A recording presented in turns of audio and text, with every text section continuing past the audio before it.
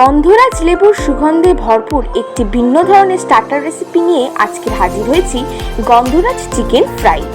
এটা বানানো যেমনই সহজ, খেতে তেমনই অপূর্ব। ভিডিওটা ভালো লাগলে অবশ্যই একটি লাইক এবং সকলের সাথে শেয়ার করার অনুরোধ রইল। আসুন দেখে নেওয়া যাক আমার আজকের এই ভিডিওটি। গন্ধরাজ চিকেন ফ্রাই তৈরি করার জন্য সবার প্রথমে আমি নিয়ে নিয়েছি 300 গ্রাম বোনলেস চিকেনটাকে আমি ভালো করে ধুয়ে জল ঝরিয়ে রেখে দিয়েছি। আর এইভাবে ঠিক সরু সরু লম্বা লম্বা করে কেটে নিয়েছি। শুরু করছি ম্যারিনেশন দিয়ে। প্রথমেই দেব 1 চামচ আদা, রসুন ও কাঁচা লঙ্কা পেস্ট, হাফ টেবিল স্পুন গোলমরিচের গুঁড়ো, পরিমাণ মতো নুন,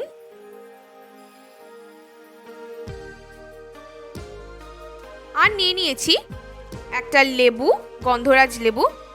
এই গন্ধরাজ লেবুটার যে জেসটা আছে এটাকে আমি বার করে নেব। বেশি চেপে ঘষবেন না, তেতো হয়ে যাবে।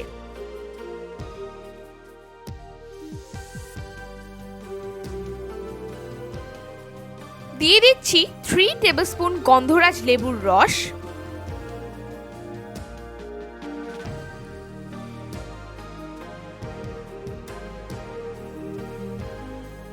আর দিয়ে দিচ্ছি 1 tablespoon Kashmiri red chilli powder.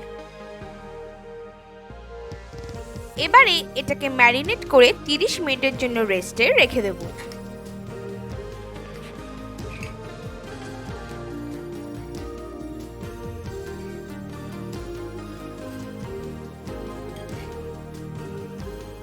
অন্যদিকে এবারে একটা ব্যাটার তৈরি করব। তার জন্য একটা পাত্রের মধ্যে নিয়ে নিচ্ছি 2টো ডিম,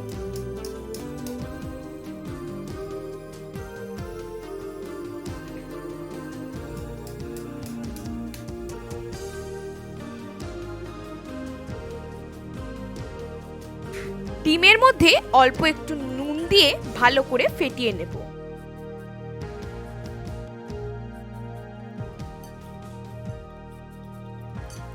দিয়ে দিচ্ছি 2 টেবিলস্পুন ময়দা,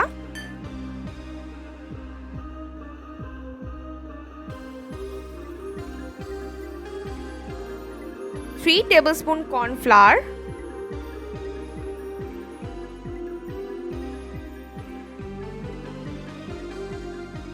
গোলমরিচের গুঁড়ো হাফ টেবিল স্পুন, আর দিচ্ছি হাফ টেবিল স্পুন লাল লঙ্কার গুঁড়ো। এবারে অল্প অল্প জল অ্যাড করে একটা স্মুথ ব্যাটার তৈরি করে নেব।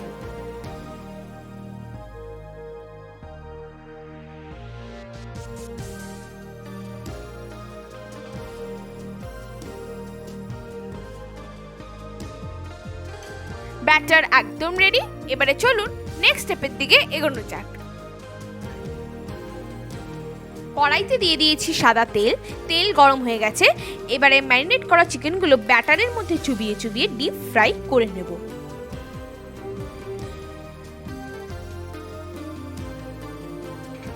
ফ্রাইটা কিন্তু সম্পূর্ণ মিডিয়াম ফ্লেমে হবে।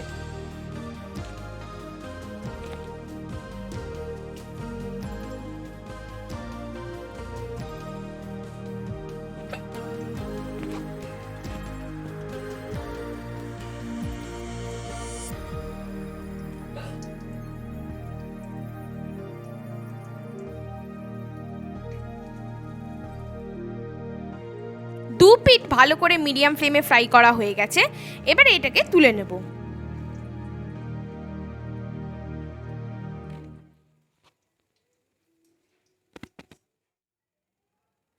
তৈরি হয়ে গেছে আমাদের আজকের রেসিপি গন্ধরাজ চিকেন ফ্রাই।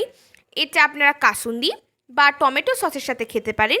রেসিপিটা কেমন লাগলো আমাকে অবশ্যই কমেন্ট বক্সে কমেন্ট করে জানাবেন। ধন্যবাদ।